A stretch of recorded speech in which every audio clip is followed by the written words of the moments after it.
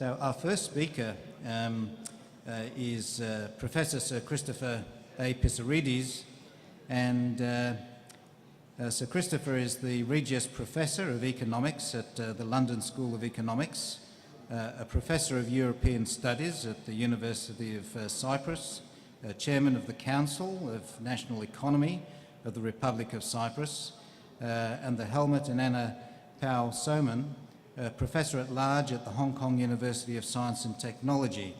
He was educated at the University of Essex and the London School of Economics. He spent the bulk of his career at the London School of Economics, and he had long visits in the US universities of Harvard, Princeton, and California at Berkeley. Sir Christopher specialises in the economics of labour markets, macroeconomic policy, economic growth and structural change. He was awarded the 2010 Nobel Peace, not the Peace Prize, I beg your pardon, the 2010 Nobel Prize in Economics, jointly with Dale Mortensen of Northwestern University and Peter Diamond of MIT for his work in the economics of markets with frictions. And prior to that, in 2005, he became the first European economist to win the IZA Prize in Labour Economics, sharing it again with his collaborator, Dale Mortensen. He's written extensively in professional journals, magazines and the press, and his book, Equilibrium Unemployment Theory, is an influential reference in the economics of unemployment that has been translated in many languages. He's frequently quoted in the press on issues concerning the Eurozone and the future of European integration. He's an elected Fellow of the British Academy, the Academy of Athens, the Academia Europea, and several other learned societies. And he's a lifetime honorary member of the American Economic Association. In 2011, he served as the President of the European Economic Association. In 2011, he received the Grand Cross of the Republic of Cyprus, the highest honour of the Republic, and he was knighted in 2013. And today, Sir Christopher is going to speak to us about free trade and economic and monetary union, lessons from Europe. So please join me in welcoming Sir Christopher Pissarides.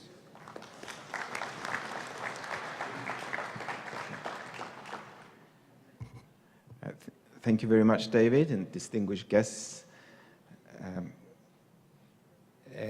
You can see the screen. I think what my topic will be today will be about Europe over the last 60 years. It's something that I hope that you'll be interested, because the process for European integration started as free trade agreements about exactly 60 years ago, in fact. But we've come a long way since then, and being a bit of an experiment as well as to what was happening in Europe, we've learned some lessons, some good, some not so good.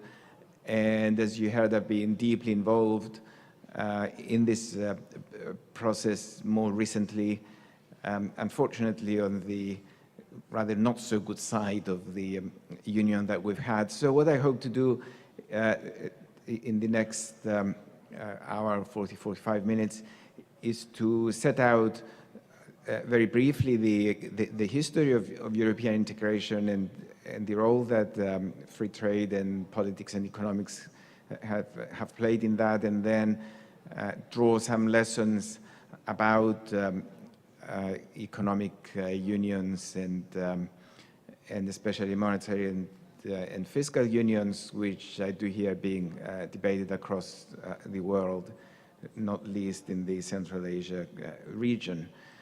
Let me then begin. I think I've gone reverse. Oops, no, I have gone reverse. No, it's not myself I wanted to see on this. How do we move? How does it move?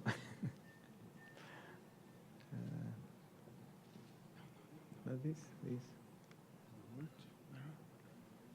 Okay, that's it. Got it. So I'm sorry, there are 4 buttons with arrows there, and I pressed the 3 wrong ones before I got to the 4th one.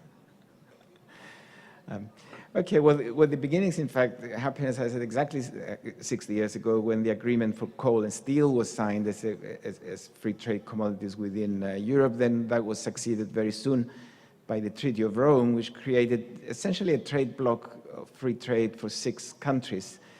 But by now, that bloc has extended practically to the whole of Europe, west of Russia. Even the countries that are not in are applying to get in. And I suspect if things go the way we're going, is that we will have all the European countries in a few years. Hopefully the United Kingdom will be in a few years too, but I'll come back to that in a little while. Now, when this process started, the ultimate objective was European Union. In fact, the ultimate objective was political. It was to avoid another war in Europe, which the 2 wars we had in the 20th century, of course, were destructive. And in that respect, it succeeded. I mean, like European countries now are on as friendly terms as they can be. And as part of the process for economic integration, we have had some political integration as well on many matters, including regulation of labor, some regulation of labor and product markets, monetary policy for sure within the Eurozone, human rights issues, and other issues that are unrelated to trade. We always hear about new regulations coming out of the European Commission in Brussels that apply to all the countries of the Union. Now, whether that is an effective thing or not is something that I will discuss later on. Now, looking at the path we traveled and whether they've been good or not, well, customs and restrictions on trade between the members were removed completely beginning in the 1960s. And the customs union came at about that time. Then the next big move was the single market, which extended the free trade to what is sometimes known as the 4 freedoms, sort of goods, services, capital, and labor, those moving free within the European Union, within the members of the European Union. The process for that began in the 1980s, but it was not complete until 1993. I should say that the single market for services is not complete yet because of disagreements between members, which is one of the big disappointments. I think there will be many benefits coming from that when it's completed. Just as there were many benefits from the completion of the single market late 80s, early 90s, especially to the members that had lower living standards before joining, Spain, Greece, Portugal being the main examples. You can see here the beneficial effects that it had on 2 of those countries. Spain and Greece in 1992, just before the single market became effective, they had GDP per capita 88% and 76% respectively. By 2007, before the recent recession, Spain caught up with the mean. Greece was close to it. Now, of course, between 92 and 2007, many countries' income formerly planned economies joined. But what I'm showing you here as convergence is not because the rest of the Union became poorer. It is indeed because countries like Spain and Greece became richer. And you can see that when you compare with Germany, Spain going from 74% of German GDP to 85%, and Greece from 64 to 79. Now, I stop at, now the choice of 2007 is not coincidental. You will see later on that other things happened since then that reversed that process, and that would be one of my criticism of the whole process of integration. But I'll come back to that several slides later. Now, what about the single market? Well, as I mentioned, the single market is about the movement of the 4 good service, the 4 freedoms that are known, goods, services, people, and capital. Essentially, what it means in practical terms is that any company in Europe can locate in any European country and produce there and sell in the other European countries without any restriction. And also any worker could move between countries of the Union and live and work for as long as they want in theory.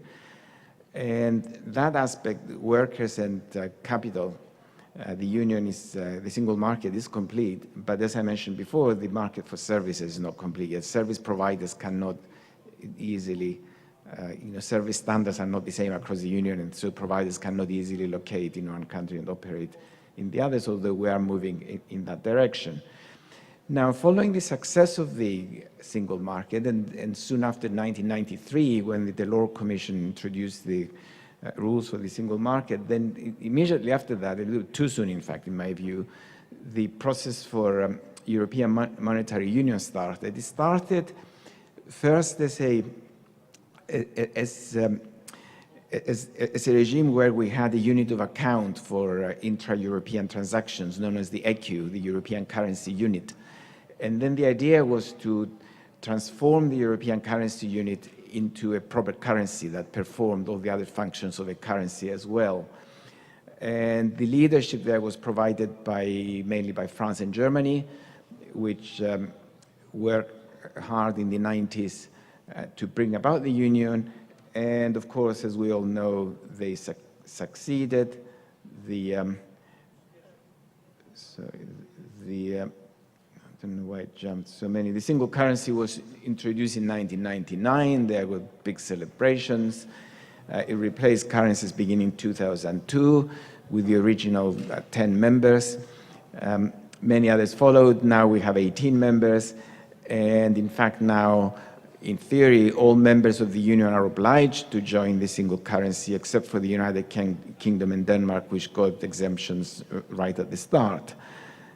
But if a country doesn't want to join, although they're obliged to join, then no one will force them to join. And Sweden is a very good example, which looked very seriously at the possibility of joining in the 1990s, decided against it for a variety of reasons, and I don't think it's anywhere near joining in the foreseeable, if not further distant future.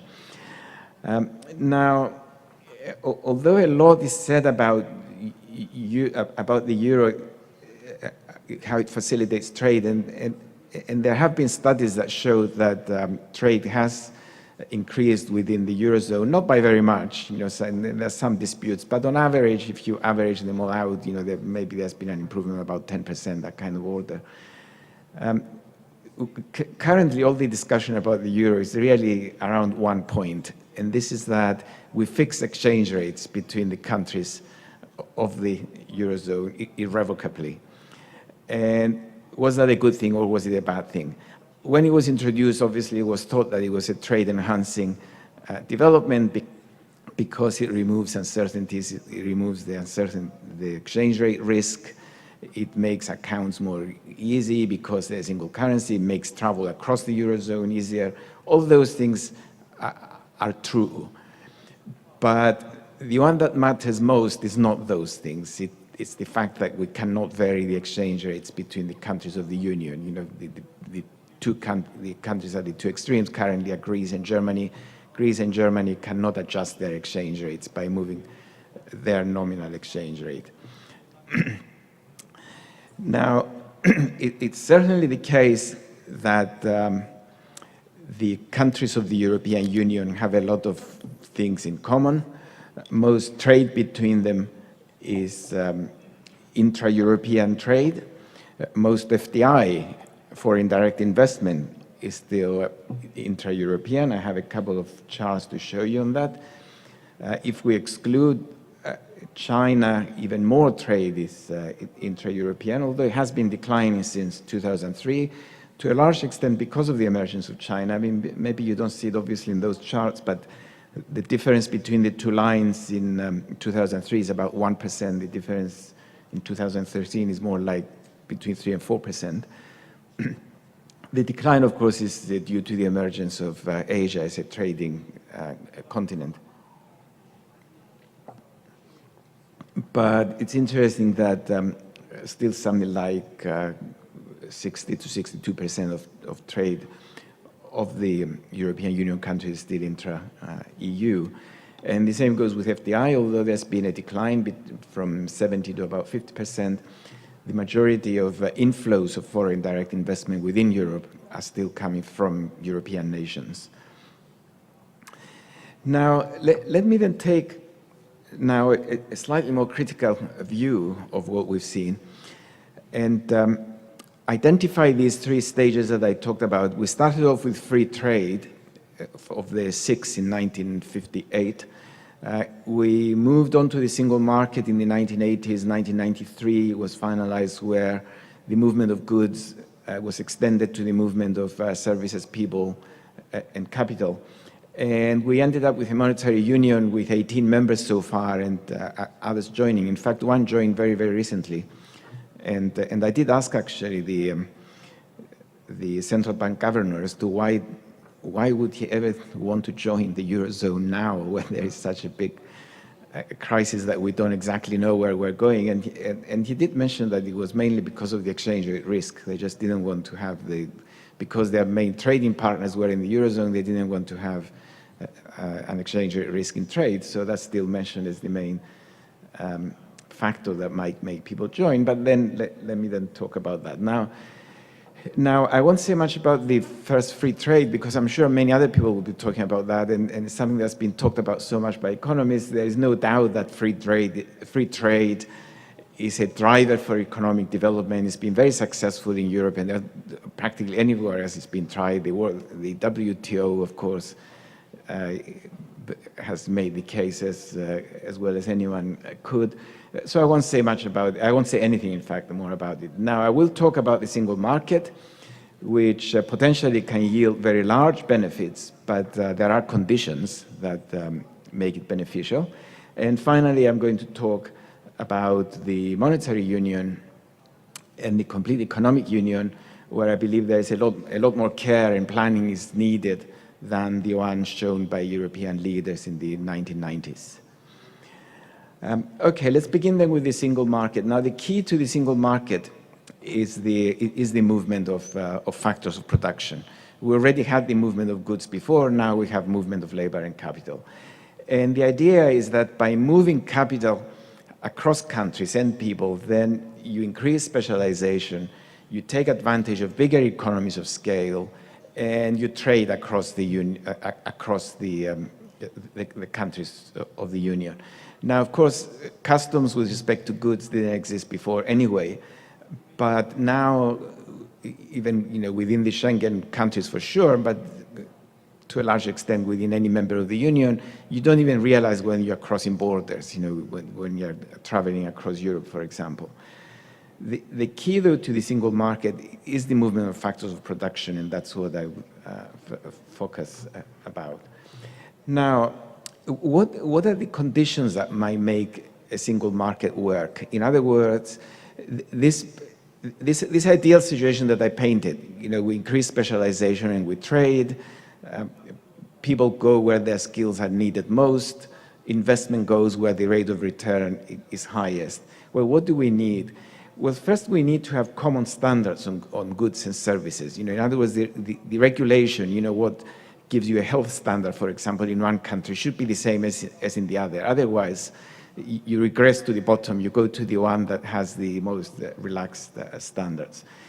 We do need to have the absence of any fiscal measure that provides an artificial attraction or the reverse repulsion of people or capital. For example, if one country has a much higher capital taxation than another, then capital will move away from the high tax country into the low tax country, not because there are benefits from specialization, but just to avoid the higher taxes. Now, that of course means that industrial subsidies should not be allowed. Governments shouldn't be doing things to encourage to attract more capital into their own countries. Now, similarly, banking practices, financial practices should be very similar, if not common, across the Union. And if we ask what's the record with the European Union, well, banking acquires some common practices, alas, to our detriment in many situations in the last few years. Taxation is still the main problem. I think corporate taxation, there hasn't been harmonization of corporate taxation. I'll give you one or two figures later on. And as far as standards are concerned, I think with goods we're probably there, but as I mentioned before, not with services. Now, what about people? With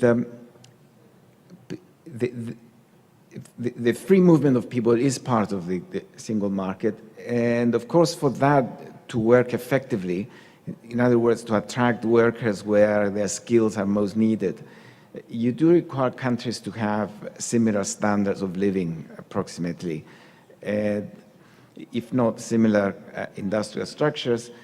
Otherwise, you would attract a lot of workers into high-wage countries or into countries that have more generous welfare systems, not because they are more productive in those countries. Even if they were less productive, their wages might be higher in those countries just because of the higher living standards.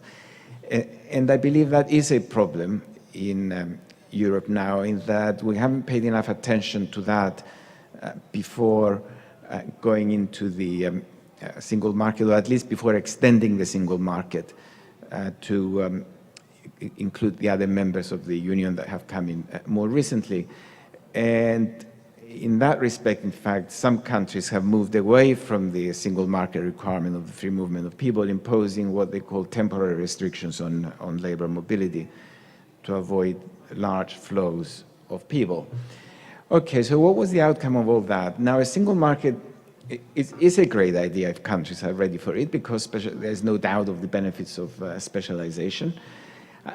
I think we probably could say that before the recent expansions, before 2000, countries were ready economically, although, as I mentioned, countries like Spain and Greece, the living standards were not as high. We didn't see big movement of labor because they had a sufficiently high income that people tend to prefer to stay in the countries that they were born. It wasn't something to push them away because of poverty. I don't think we were ready politically, though, for a union, in the sense that there was no agreement on tax harmonization, and there were some cases taken to the court about tax competition, but corporate taxes especially still vary widely. Personal taxes vary too. We've seen recently movement of some high-profile people from France to Belgium, for example, when the new French president threatened with very high marginal tax rates on personal income. And we do need harmonization on those, as I mentioned, to avoid labor and capital mobility in response to tax incentives.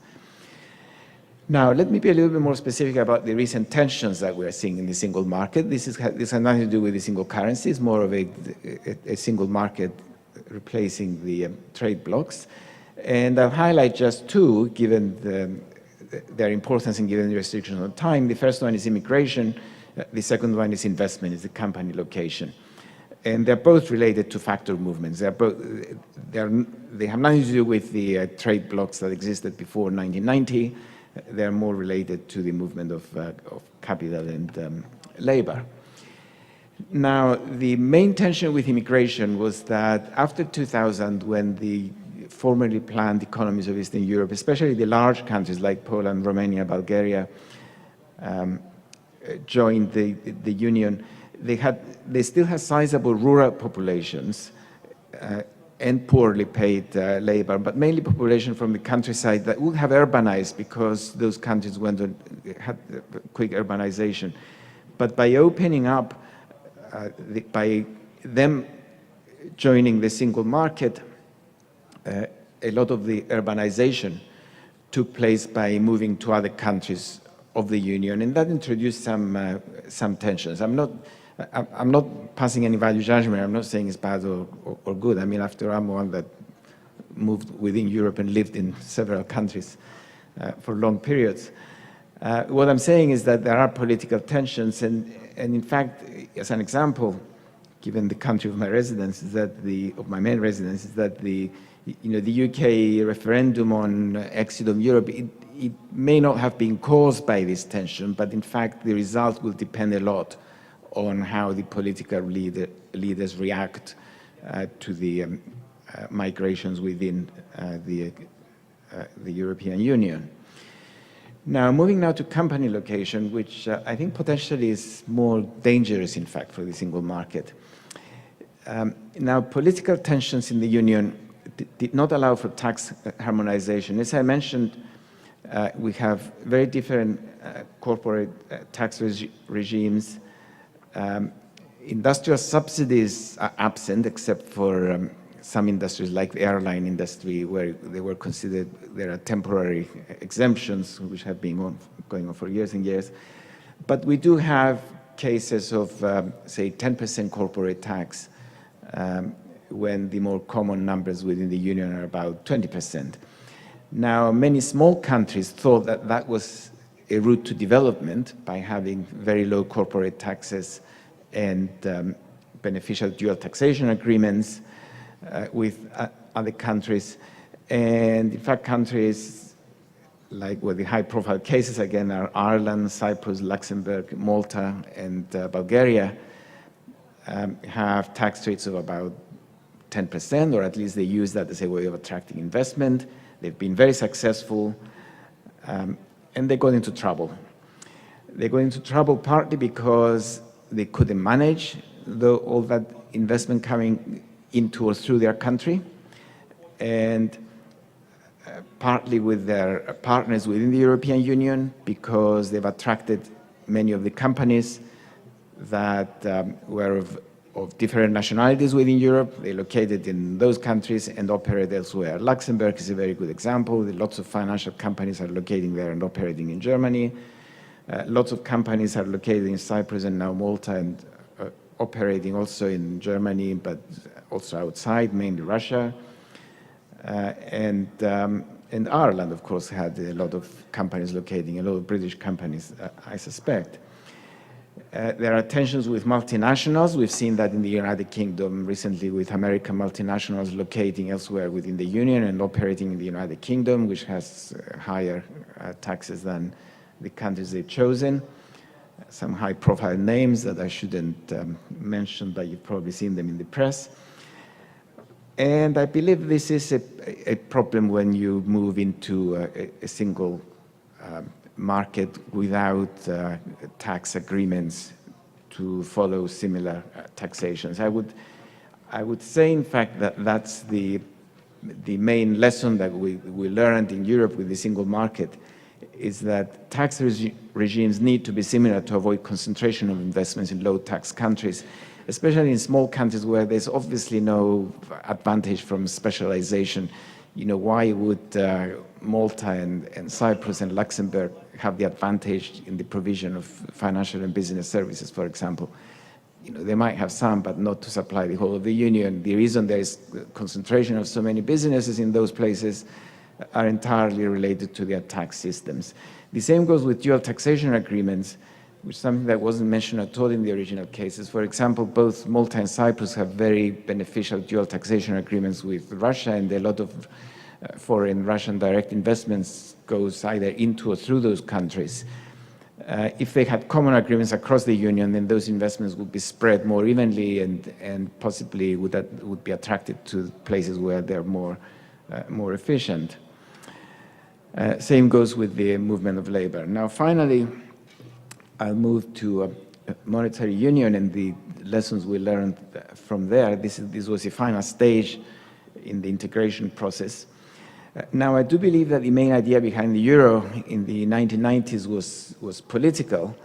In other words, the big push that was given at that time was not really driven by economic fundamentals, but it was driven by the political desire to bring the countries closer to each other. But of course, economists always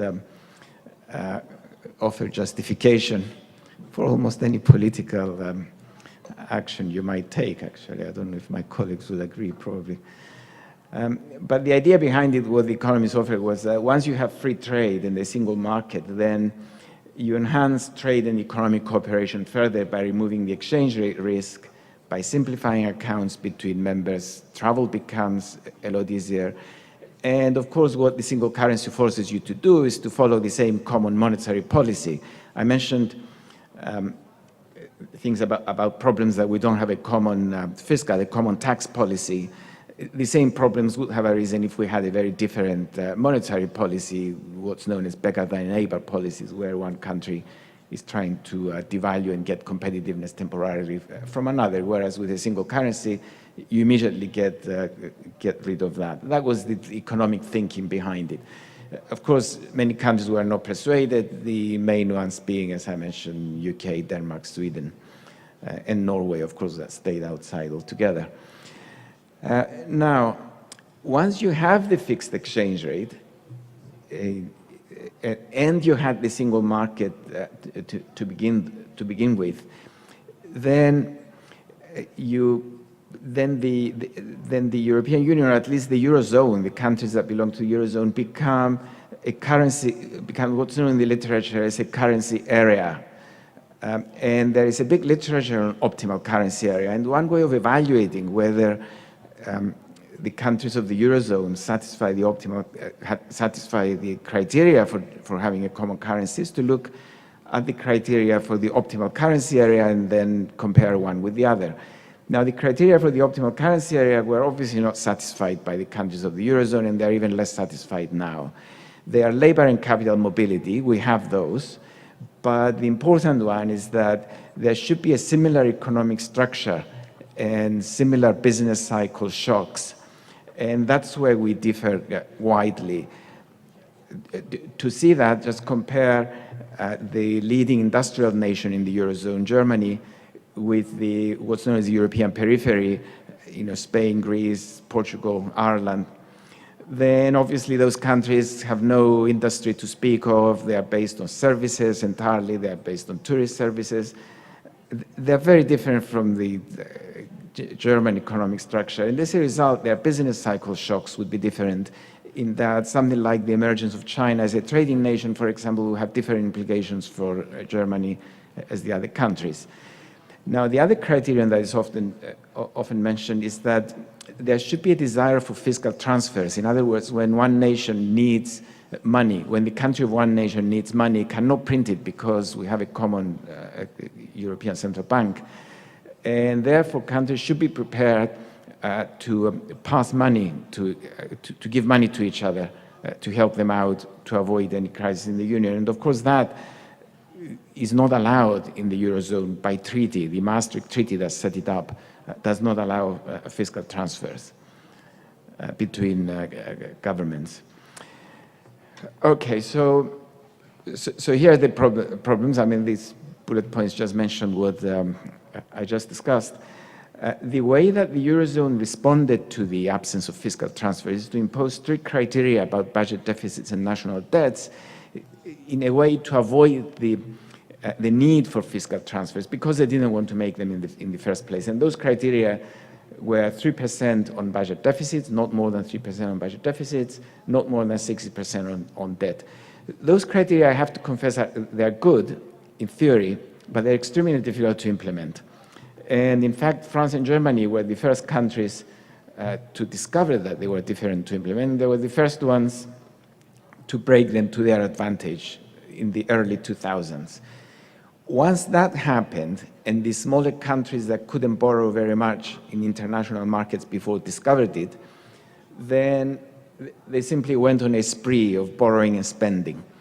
The main example being Greece on both public and private sector borrowing, lots of private sector borrowing in Spain, Italy, and Cyprus, not so much public, but mainly private. But of course, if you are in a monetary union, single currency, you cannot pay your debts as a private individual. Who is to bail you out? Well, the European Central Bank is not a lender of last resort. You're not allowed to give money for private debts. So ultimately, it's your government that has to rescue you, and that's how we ended up with those very big government debts those sovereign government debts that led to the current problems.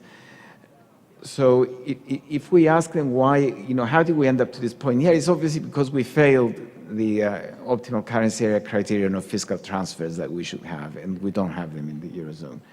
We also failed the structure criteria, which caused the problem in the first place. All right, now, what does the Eurozone do in response to that if we want to save the Union? Well, it's inevitable that fiscal transfers will have to take place, and they were given, but under very strict conditions about fiscal austerity, fiscal retrenchment, structural reforms that take time to have an effect, which were supposed to increase the competitiveness of the indebted countries, but they haven't yet. And these measures led to deep demand recessions, just as Europe was coming out of the Great Recession. So it was like hitting it with a second negative shock in order to bring into practice the fiscal transfers that were needed within the currency area. And the countries that had the biggest accumulation of debt are indeed the countries that are still what you might call a Great Recession still now, and you can see that here. The columns in red are the 5 countries that are under the debt reduction programs of the Eurozone. You can see that Greece and Spain have unemployment rates close to 30%, youth unemployment rates between 50 and 60%, and then Portugal, Cyprus, Ireland still having very high unemployment rates of between 15 and 20%. But what's more striking is the comparison between the unemployment rates in those countries and in the rest of Europe and the OECD. The rest of the OECD is coming out of recession. Europe is coming out of recession shyly, but the countries that fail the criteria of the optimal currency area are still in deep recession, causing a lot of social tension and political tension, which I very much fear we might see in the European elections next Sunday. Now, economic structure. Well, productivity growth, which of course ultimately gives us the structure of a country, it differs widely across the countries of the European Union. Now, with flexible exchange rates, usually what you expect to see from that is an appreciation of the countries that have the fast productivity growth, in this case Germany, and we did see trend appreciation of the Deutsche Mark before the common currency, and depreciation of the currencies of the countries that have the slow productivity growth. And again, we saw depreciation of the Greek drachma and the Spanish peseta and so on before the European common currency. Now, these productivity trends continued after the common currency. And what kind of adjustment would we expect to see within the single currency when that happens? Well, once we restrict the use of the exchange rate and we have the common monetary policy, then the adjustment has to be in prices and wages. So we should see faster growing, that the countries that have the fast productivity growth should be inflating, their prices and wages should be going up. The countries that have the slower productivity growth should be deflating relative to the others.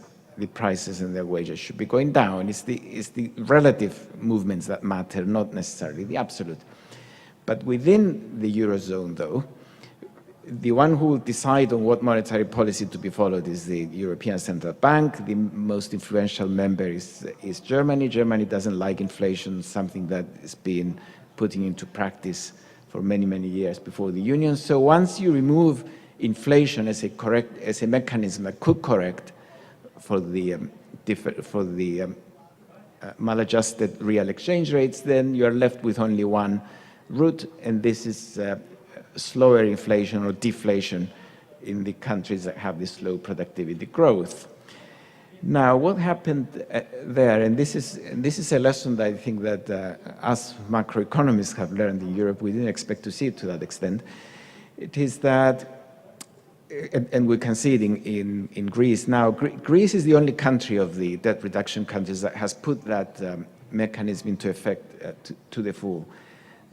Incomes generally have come down by about 25%, GDP is down by 25%, wages have fallen by about that much, prices are falling, the prices of goods, there is deflation across the country. And the expectation is that that would lead to an effective appreciation of the real exchange rates. In other words, it would increase the competitiveness of the country and it would be able to go back into being a fully fledged member of the Union. But in fact, it didn't. What it did was to cause another big demand recession and bring in a vicious circle where wage reductions cause further recession, which require further wage reductions, and we really have gone down to the bottom.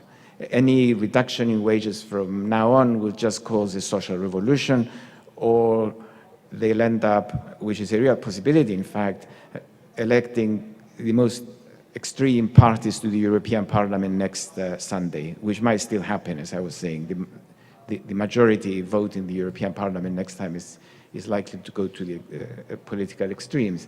It's a textbook Keynesian reaction of the economy, and what I said that surprised us is that over the sort of movement away from Keynesian economics of the previous 30 or 40 years in the profession, with rational expectations, one of the leading exponents sitting next to me here, of course,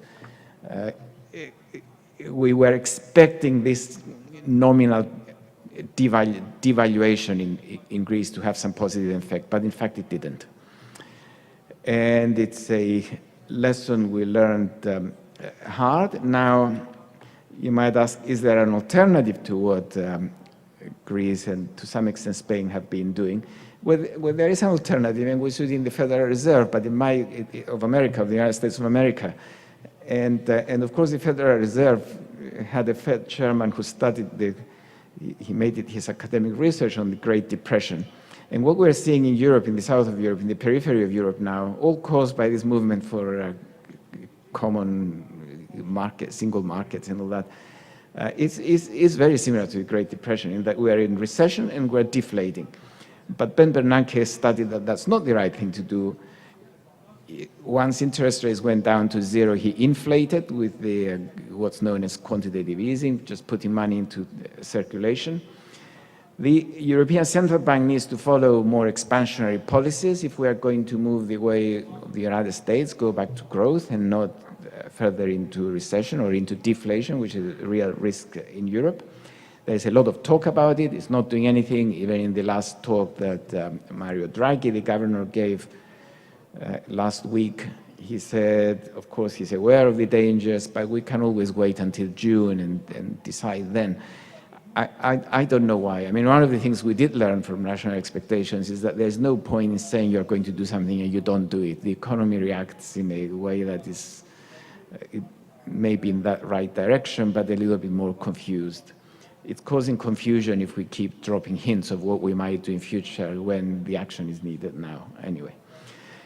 Now, having said that, I do have to admit, and this is going to be maybe my final point, is probably the main lesson, actually, that we draw from the European experience. The task of the European Central Bank is very difficult. And I believe it's very difficult because it pays too much attention to national borders. If it's going to do its job properly, it has to forget there are national borders. Unfortunately, in Europe, this cannot happen because the politicians who make the important decisions about Europe, they do depend on national votes, not on Europe-wide votes. I mean, the most influential person in Europe now, the most influential politician in Europe, there's no doubt, by very, very large margin, is the German Chancellor Angela Merkel.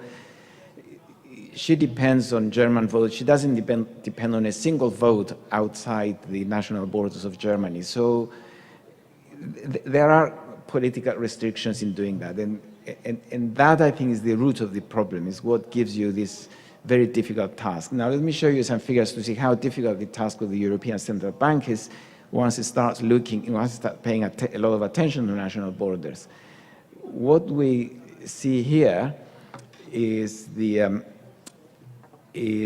inflation and the unemployment rates, which are usually the variables that central banks react to. We call it the Taylor rule in economics, but you don't need to know that.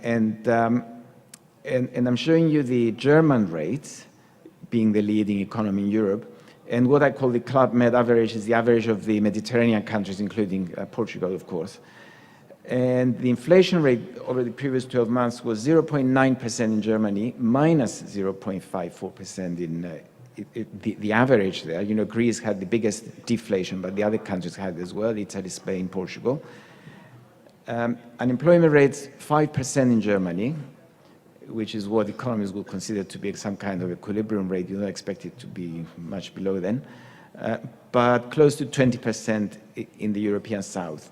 Now, imagine a central bank looking at these figures separately and saying, I have to take action, what to do with interest rates or what to do with quantitative easing on that basis. And looking at 5% unemployment in the leading country, which is also the most influential one in the Council of the European Central Bank, and then it's looking at 20% as an average, not in a single country, but as the average across 5 countries. And then even if it ignores unemployment, it's looking at inflation, it's saying, well, inflation is close to 1% in Germany, my target is just below 2%. Okay, 1% is not just below 2%, but it's within range.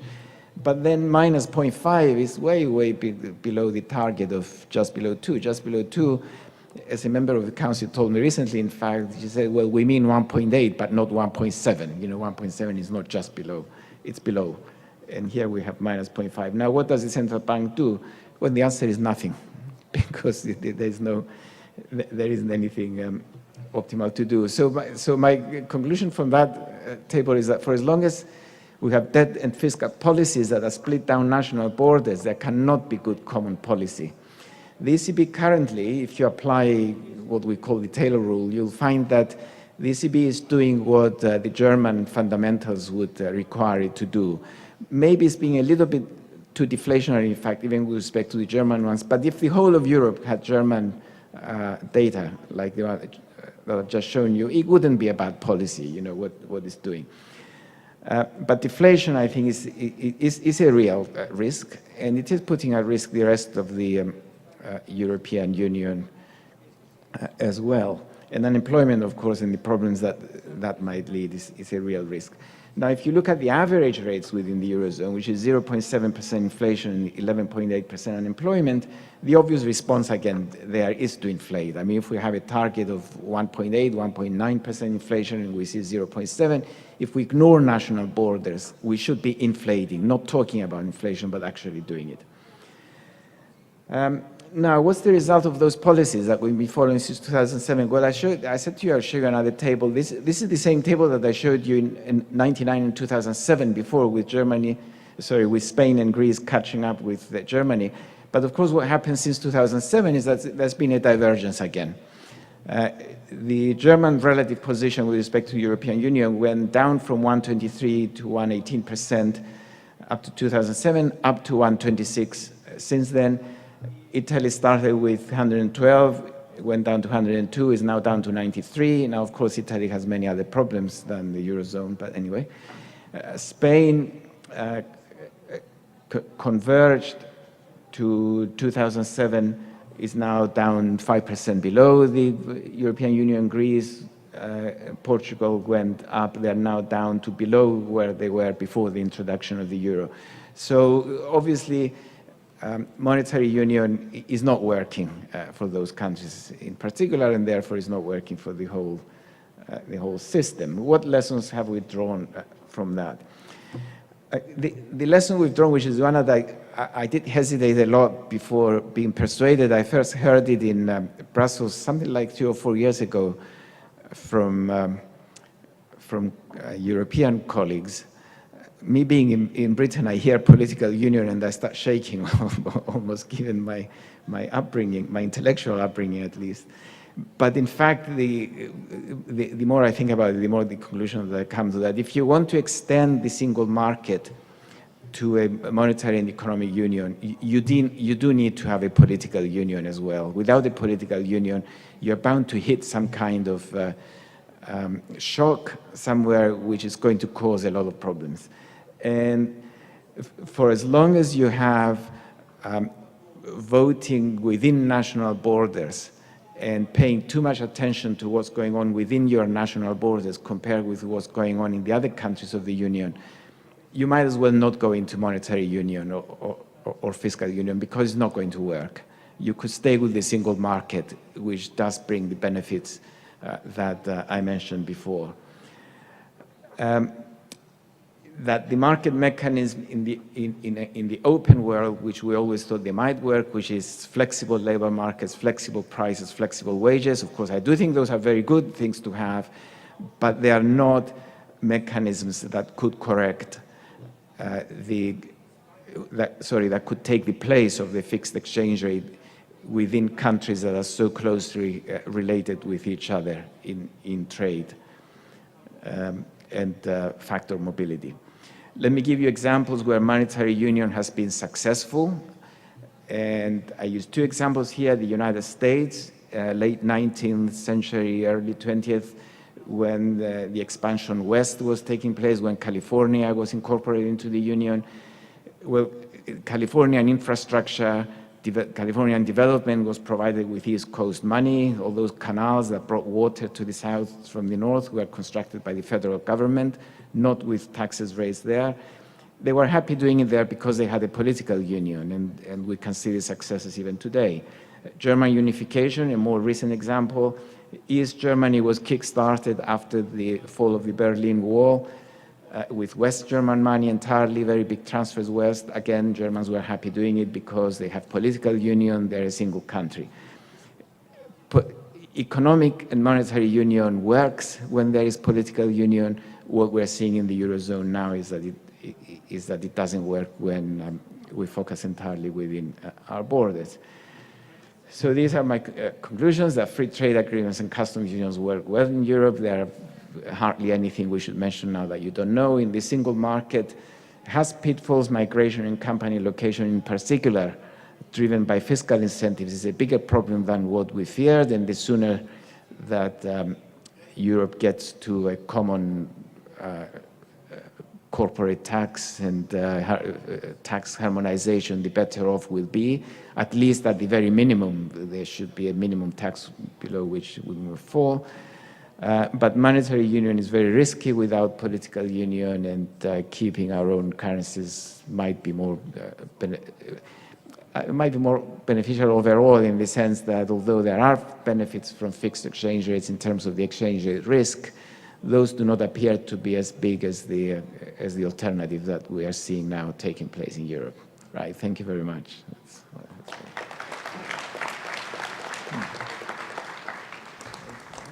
Thank you, Sir Chris. That was brilliant. You can sit down, or you can stay at the lectern if you like, because I know we do have a few questions that we would like to ask. It's not every day that we get to ask gentlemen like these specific questions. I have a question first, but what I'd like you to do, if you do have a question, if you could raise your hand, and Mikhail will wander around, identify who will be asking the next question, and if you can state your name, where you're from, and please keep the question very short and precise. That would be much appreciated. So if you do have a question, please raise your hand, and Mikhail will indicate who will be asking the next question. In the meantime, Sir Chris, I have one myself. A number of people around this room from different perspectives are involved in government negotiations concerning free trade agreements and customs unions, etc. And certainly there are lessons to be learned from Europe, but I wonder whether sometimes politics get in the way of actually learning those lessons. But what I wanted to ask is that because in different parts of the world, in different parts of Asia, the Pacific, Africa, Middle East, free trade agreements, customs unions, single markets are being explored. Do you have any criteria or indicators that you use to identify when it's right to take that next step from, say, a free trade agreement to a customs union? Are there signs to look for? There are clear signs, some of which I mentioned here, which is that if you're going to go let's back down a bit. Free trade is beneficial in general, but there might be cases where you would want to have some protection, especially if your industry developed within a protected environment. You wouldn't want to expose it immediately to the competition from another country, especially if the other country is much bigger than you, and therefore is already enjoying the economies of scale that will come with the free trade. But that's not too difficult an issue now because of the WTO and all the discussions in the economics profession about free trade, which started in the 19th century. When you go to the single market, I think the main issues, I think, are the two I mentioned. The first one is if you're going to allow factor mobility to increase the productivity, say, of labor moving to the countries that is most productive, especially, a small country might have someone specialized in something that the small country cannot support, a nuclear physicist or something.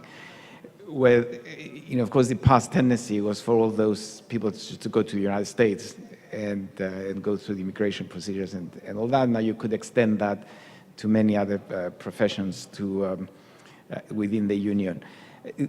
The requirement for that, again, is not that difficult. You need to have similar living standards and similar welfare programs so that you don't get a kind of welfare migration, essentially sort of encouraged by subsidies, and you don't get people moving to countries where they might be less productive but still have higher wages because they're a high wage country.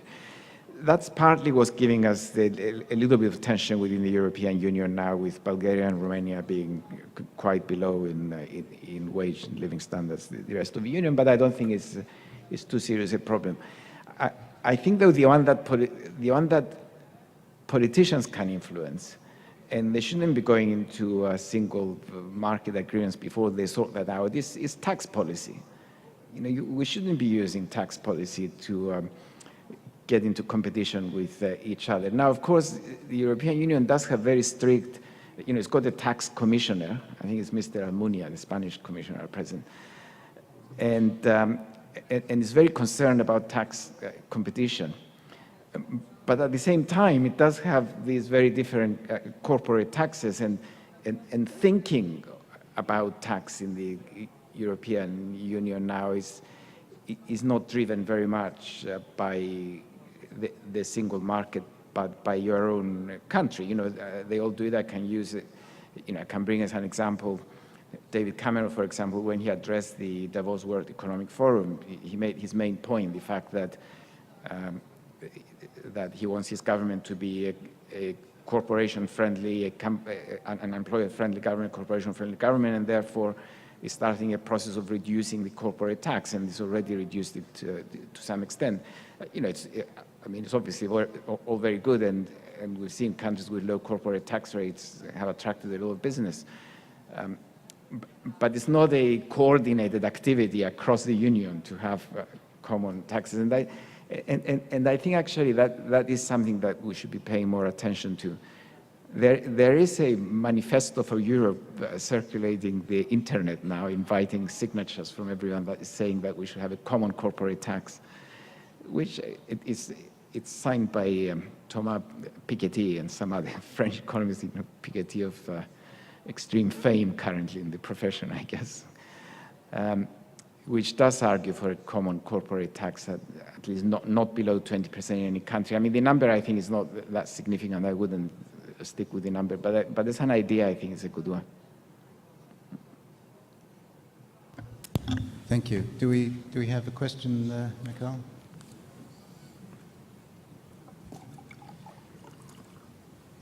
Okay. Yeah, please go ahead. Please state who you are, where you're from. Oh, thank you. Thank you for giving me the floor. My name is Luís Pires. I belong to the Portuguese Association of Custom Brokers. I would like to put to Professor the following question.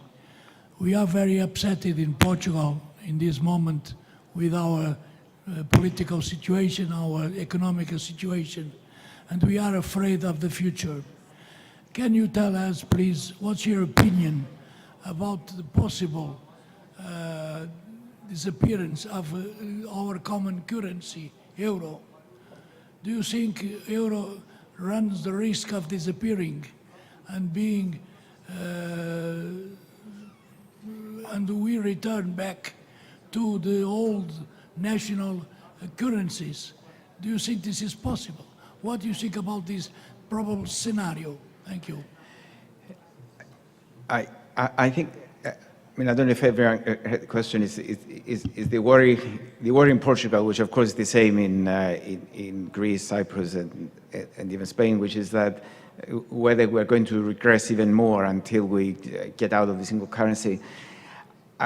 I think almost certainly not actually now. I mean, 2 years ago I could have given you a different answer, but what's been done in Europe, which is not enough, I think, but at least what's been done has saved the euro. And the Financial Times had a very interesting series of articles recently, which was on that. But as someone whose name I cannot remember put it, you know, what we've done in Europe, we saved the euro, but we've forgotten about the people of Europe, which was a reference to unemployment. But you know, that's my prediction of what will happen, that will just plod along until recovery comes very, very slow at first, and then, you know, the rest of the world will move ahead faster than us, unfortunately. But I also think it's, given where we are today, is the right policy, actually. I don't think it would be right for any country to exit like Portugal or Greece now. What they've been doing, what all the countries have been doing, in fact, which is to follow the memorandum of understanding of the Troika and then try to get into, try to come out into markets.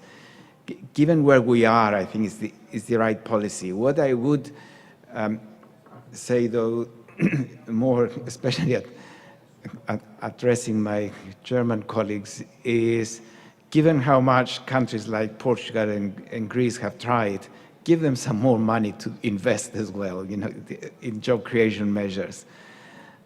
Some money has been given. You know, there's the youth guarantee that helps some youths, not everyone, some young unemployed. The European Investment Bank is trying hard to support small and medium-sized enterprises. But I think, given how much we've been through, and given the very large surpluses that Germany is making on its balance of payments, it would help speed up the recovery to the benefit of Germany as well if more intergovernmental transfers were given. But that's, you know, you might say it's not a completely impartial view given my national origins, but I'm speaking as an economist now, as a European economist. Very good, thank you. Do we have another question? Please. Wojciechowicz from Polish College of Customs and Logistics in Warsaw. Dear colleague, I would like to ask you about your opinion related to the future of currency union, because the customs union is a base for single market. Just right now, we have full customs union in the European Union, including Turkey. That is some different situation that currency union. And what is your opinion? Because I agree fully with your vision that it's necessary to have common tax policy, not only customs policy, for the base for the future political union. That is what I agree. But what's your opinion about the future?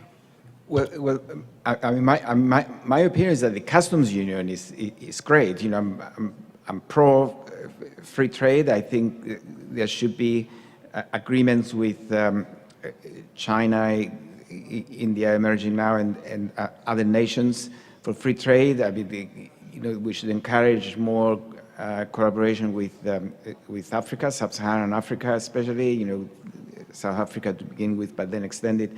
it would be beneficial for everyone. You know, I'm all for more open borders, you know, completely open within the European Union, obviously, because of the similarity of sufficiently similarity of structure. But I'm also in favor of opening up more to the rest of the world. But I would. But the uncertainties that come with having our own currencies do not worry me anymore to the extent that I would say try hard to tie everyone together the way we are now. And in fact, in your country, I mean, I can't see why you might want to enter the Eurozone now, given that we don't even know where it's going in terms of a banking union, in terms of debt. You know, are we going to have debt write-offs? Are we going to have a common bank supervisor? You know, we don't know those things. So I would just stick to the customs union and work hard on two things, actually, on implementing the service, the common market in services, which has been ridiculously long, given that in goods, we've had this since 1993, and you know, it's now 21 years ago. Just move a bit faster there. And second, on tax harmonization, to avoid losing your best companies to small countries that operate like tax havens. I come from one of those countries, but I'm speaking again as much broader interests of Europe. You know, there is. We do need to have more similar policies on fiscal policy as well as monetary. Okay. Thank you. Do we have another question? We do. Please.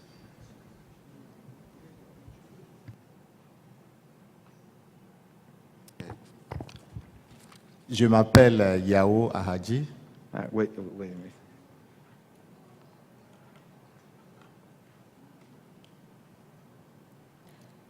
Je représente la douane togolaise, Afrique de l'Ouest.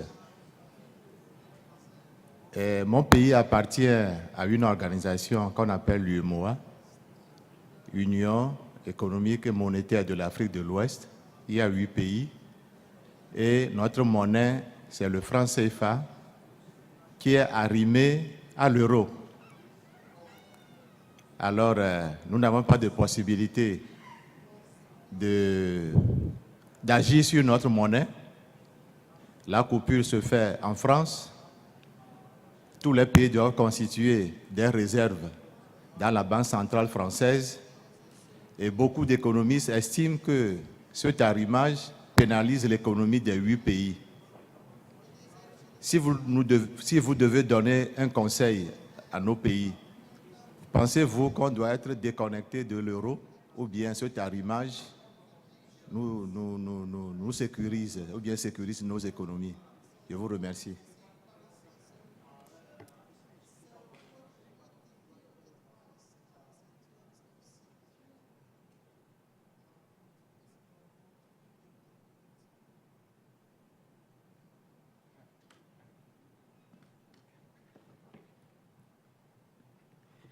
I'm afraid I don't know enough about the details of the West African Monetary Union, although I knew of its existence, to advise you what to do. But I think the reason that it looks to have worked is precisely what you said, that France is applying it to the whole union rather than responding to the individual country needs, to individual country needs if they differ. So what I would advise you to do is to continue that, even if you created your own central bank. If you want to keep the monetary union, then you need to have a statistical base of the union as a whole, and choose your monetary policy on that basis. You know, the way that the United States operates, for example, you know, you might have central banks or branches of the central bank in each individual country, but don't give the power to set interest rates or whatever within the union to the individual policymakers in each country, which is the way that the European Central Bank, although it's supposed to be independent, its actions are decided by a council that has influential members from the bigger countries. It's not, I mean, like the risks are that you're going to get one big influential country having different views from the rest of you, and then the rest having to follow. But in the current situation, you cannot have it, of course, because, like you said, it's France. It's essentially that it determines the policy. But in future as well, if you think you can maintain that, then the monetary union will be successful. But without it, I don't think it will be successful. You might as well go your own routes. Thank you for that, Sir Chris. We do have a little bit of time, but I'm conscious of the fact that our speaker has been on his... There's someone out there. You There's happy someone for out another there. one? We'll take this as the last question. Thank you. Please. My name is Frank Altemöller. I'm from Harz University in Germany.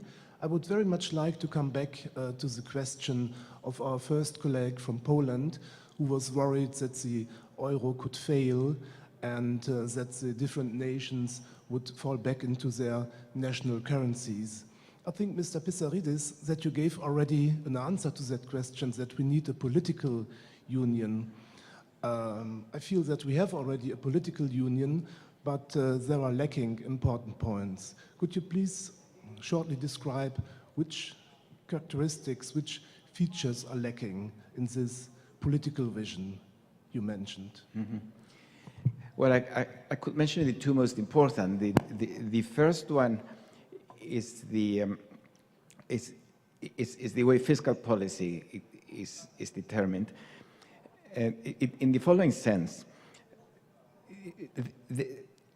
I think it's the case that no federal state in the world underwrites the debt of each state separately.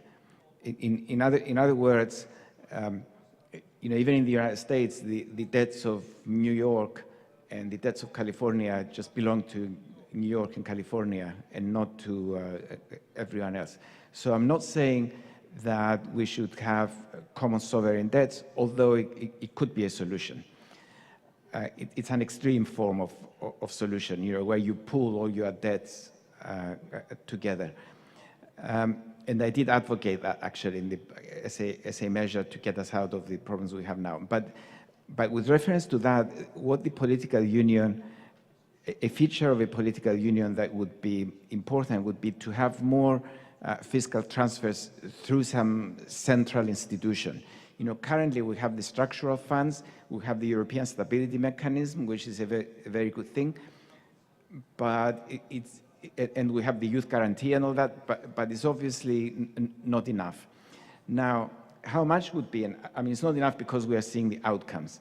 Now, how much would be enough? I cannot give you the number, but what I could say is that for the European Union to have features of a political union that will be able to choose the policies, we need to have politicians sitting in the central institutions, say in the European Commission or in any parent institution, that would depend somehow on a European vote, which they don't now. Now the people who make the important decisions now depend on their national votes.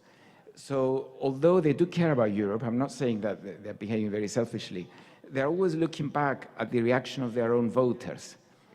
And that's what stops us from moving fast to deal with problems that everyone is perceiving. And that's what stops the bigger transfers through a central government type institution, which we see in the United States or even within federal Germany, that we don't see them in Europe because we don't have that political union. So that's number one, and probably the most critical, actually, aspect that I would like to see when I say political union, if we're going to go ahead to make the monetary and economic union work. The second one is parallel to this, and is with the central bank, in that our central bankers are not looking at the Eurozone as a whole, as I've shown it. They're looking at individual countries, and they're always talking about the problems of the periphery and the problems of the core and so on. You wouldn't hear that in the United States, for example. You don't hear them say, oh, California has different needs from Texas. You don't hear Janet Yellen saying, well, California has different needs from Texas, and I cannot do this, which is required in Texas because it might hurt California. She's talking about general US statistics. And political union here would require us that at the European Central Bank, we talk about Eurozone statistics and not about the individual countries, and doing the right thing in response to the Eurozone statistics. If we manage to sort those two out, then we will get the critical points of the political union that I wanted to make the system work.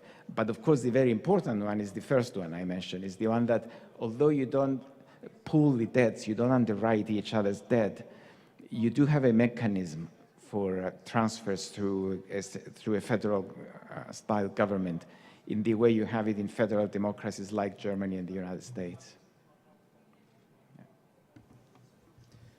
Well, thank you very much, Sir Chris. And I must say, it's been extremely interesting listening to what you have to say. It impacts in many ways on the sorts of things that we're dealing with here in this conference and outside the conference.